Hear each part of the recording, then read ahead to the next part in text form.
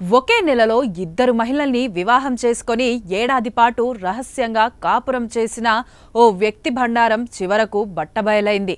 ఇద్దరు భార్యలు ఏకమై పోలీసులకు ఫిర్యాదు చేయడంతో అతన్ని అరెస్ట్ చేసి కటకటాల వెనక్కి పంపారు. ఈ ఘటన ఉత్తరప్రదేశ్లోని ప్రయాగ్రాజ్లో చోటు చేసుకుంది. వివరాల్లోకి వెళ్తే స్థానిక డెలివరీ కంపెనీలో పనిచేసే రామకృష్ణ దూబే అలియాస్ రాహుల్ గతేడాది నవంబర్లో తన ప్రియురాలు ఖుష్బూను ప్రేమ వివాహం చేసుకున్నాడు.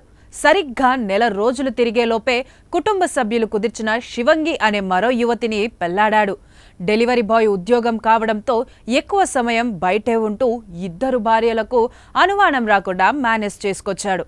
అలా ఏడాది పాటు 2 కాపురాలను నెట్టుకొచ్చాడు. ఈ క్రమంలో మొదటి భార్య ఖుష్బూకు ఒక ఆడబిడ్డ కూడా జన్మనిచ్చింది. అయితే ఒకే ఒక్క ఫోన్ కాల్ ఇతడి జీవితాన్ని తలకిందులు చేసింది. ఓ రోజు ఖుష్బూ తన భర్తకు ఫోన్ చేయగా అనుకోకుండా రెండో భార్య శివంగి ఆ ఫోన్ను లిఫ్ట్ చేసింది.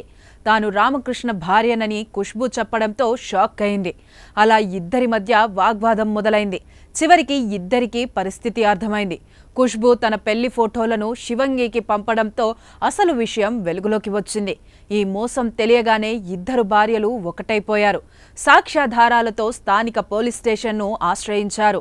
తమను పెళ్లి పేరుతో రామకృష్ణ మోసం చేశాడని, అందుకు సంబంధించిన ఫోటోలు ఆధారాలను పోలీసులకు సమర్పించారు. వారి ఫిర్యాదు మేరకు పోలీసులు బహుభార్యత్వం కింద కేసు నమోదు చేసి రామకృష్ణను అరెస్ట్ చేసి జైలుకు తరలించారు. సాక్షి టీవీ ప్రసారాలను నిలిపివేయడం చట్టరీత్యా నేరం. సాక్షి టీవీ ప్రసారాల కోసం మీ స్థానిక కేబుల్ ఆపరేటర్ని వెంటనే సంప్రదించండి. DTHలో ఇంటర్నెట్లో కూడా సాక్షి టీవీ ప్రసారాలను వీక్షించవచ్చు.